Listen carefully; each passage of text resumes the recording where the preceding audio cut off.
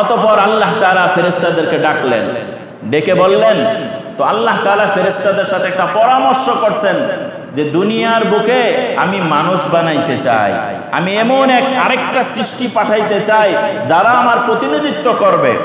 একটা পরামর্শ করলেন। ওই পরামর্শটা আল্লাহ তাআলা সূরাতুল বাকারা 30 নম্বর আয়াতে উল্লেখ করে দিলেন। আল্লাহ বলেন, وَإِذْ قَالَ رَبُّكَ لِلْمَلَائِكَةِ إِنِّي جَاعِلٌ فِي الْأَرْضِ خَلِيفَةً।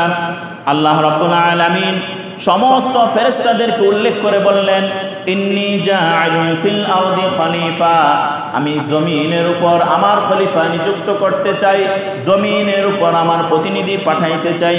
ফেরেশতাদের উত্তর ছিল, ক্বালু আতাজালু ফিহা, হে আল্লাহ তাআলা আপনি কি এমন এক জাতি সৃষ্টি করতে চাচ্ছেন, মাইয়ুফসিদু ফিহা ওয়া ইয়াসফিকুদ দিমা, যারা জমিনের উপর রাহাজানি করবে, কাটাকাটি করবে, রক্তপাত করবে। অথচ ওয়া নাহনু নুসাব্বিহু বিহামদিকা ওয়া নুকদ্দিসু লাক, অতঃপর আমরা ফেরেশতারাই তো আপনার অধিক পরিমাণে গুণগান গাই, আপনার প্রশংসা করি। কি দরকার মানুষ বানানোর? ওই মানুষ দুনিয়ার বুকে ফাসাদ করবে, রাহাজানি করবে, কাটাকাটি করবে, রক্তপাত করবে, ওই মানুষ সৃষ্টি করার কেন প্রয়োজন?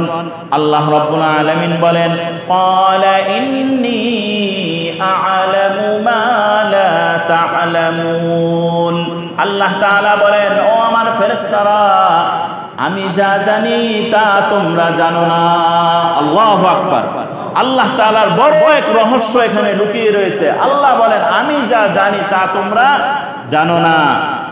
এখান থেকে একটা প্রশ্ন আসে, ফেরেশতারা কি আলিমুল গায়েব? একমাত্র আলিমুল গায়েব হচ্ছে আল্লাহ। গায়েব সম্পর্কে একমাত্র কে জানে? জোরে বলেন, কে? না কোন জিন, কোন ফেরেশতা, কোন পীর সাহেব, কোন আমির সাহেব? একমাত্র গায়েবের খবর কার কাছে? আল্লাহর কাছে। তো ফেরেশতারা কিভাবে বলল আল্লাহ এমন জাতি কি সৃষ্টি করবেন যে জমিনের উপর ফিতনা ফাসাদ করবে, রক্তপাত করবে, হাঙ্গামা করবে, এমন জাতি সৃষ্টি করবেন? এখান থেকে তাহলে বোঝা গেল এই যে মানুষ, বর্তমান জমিনের উপর মানুষ, এরা হাঙ্গামা জমিনের উপর করতেছে কিনা, ফিতনা ফাসাদ করতেছে কিনা, রক্ত প্রবাহিত করতেছে কিনা? মানুষই তো বলতে পারেন ফেরেশতা তাহলে গায়েব কেমনে জানলো? না, ফেরেশতারা গায়েব জানে না। এই ফেরেশতাদের দুনিয়ার বুকে অবতরণের আগে তো জিন ছিল, ওরা যে হাঙ্গামা করছে ওটা দেখা আন্দাজের উপর কি বলছে যে আগের যে জাতি, এদেরকেও আপনি উবুদিয়ত দিয়েছিলেন, নফসানিয়ত দিয়েছিলেন, এরা যে হাঙ্গামা করছে, এখন আবার কোন জাতি পাঠাইতেছেন, এরাও কি হাঙ্গামা করবে? আল্লাহ তাআলা বলেন এদের গুণ কি হবে? এদেরকেও উবুদিয়ত আর নফসানিয়ত দেওয়া হবে, এদেরকেও আল্লাহ আমার ইবাদত কর, আমার ইবাদত করতে তারা বাধ্য, এটা যেমন তাদের উপর আদিষ্ট, সাথে সাথে তাদেরকে নফস দেওয়া হবে, এরা আমার মত মতো চলবো না। তখন ফেরেশতারা বলে আল্লাহ আগের জাতি যেই কাজ করছে পরের জাতি কি সেই কাজ করতে পারে? তো আল্লাহ তাআলা বলে দিলেন, শোনো, ইন্নী আ'লামু মা লা তা'লামুন, আমি যা জানি তা তোমরা জানো না।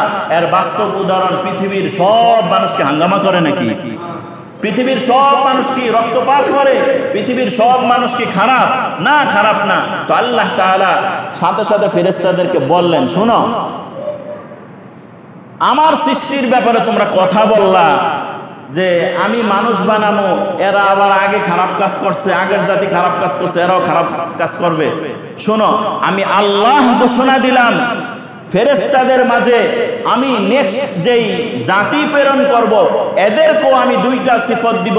একটা হচ্ছে উবুদিয়ত, আমার দাসত্বের গুণ তাদেরকে দিব, আবার নফসানিয়ত, নিজের নফস অনুযায়ী চলার যোগ্যতাও তাদেরকে দিব।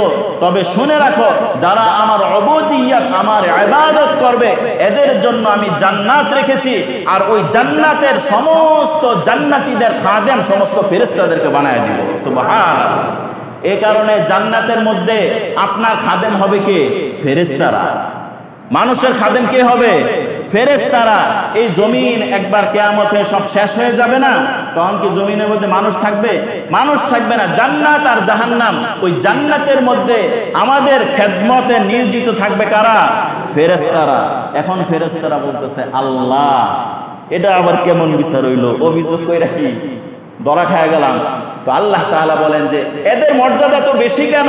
তো আল্লাহ তাআলা বলেন যে তোমাদেরকে উবুদিয়তের গুণ দেওয়া হয়েছে, নফসানিয়তের গুণ দেওয়া হয় নাই। মানুষ আর ফেরেশতার মধ্যে এটাই পার্থক্য, ফেরেশতাকে যে আদেশ করা হয়েছে ওই আদেশে সে লিপ্ত, আর মানুষকে যে আদেশ করা হয়েছে মানুষ ওই কাজে কি না লিপ্ত না। মানুষ চলে তার মন মতন, আর ফেরেশতা তার মন মতো কি চলতে পারে না। মানুষের মধ্যে অনেক প্রয়োজন রয়েছে। একটা মানুষের 10টা বিল্ডিং এর মালিক হওয়ার স্বপ্ন, অথচ সে বিল্ডিং এর দারোয়ান।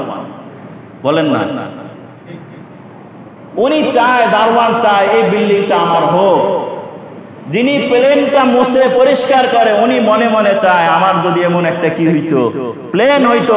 যিনি জমি দেখাশোনা করে উনি মনে মনে ভাবে এই জমিটা যদি আমার হইতো। মানুষের আশা আর আকাঙ্ক্ষার কি নাই, শেষ নাই। তো ফেরেশতাদেরকে আল্লাহ তাআলা শুনায় দিলেন যে উবুদিয়তের গুণ নিয়ে যারা আমার কাছে আসবে, শুনে রাখো এই ফেরেশতা তোমাদেরকে ওই আমার সৃষ্টির জন্য খাদেম বানায় দিলাম। সুবহানাল্লাহ।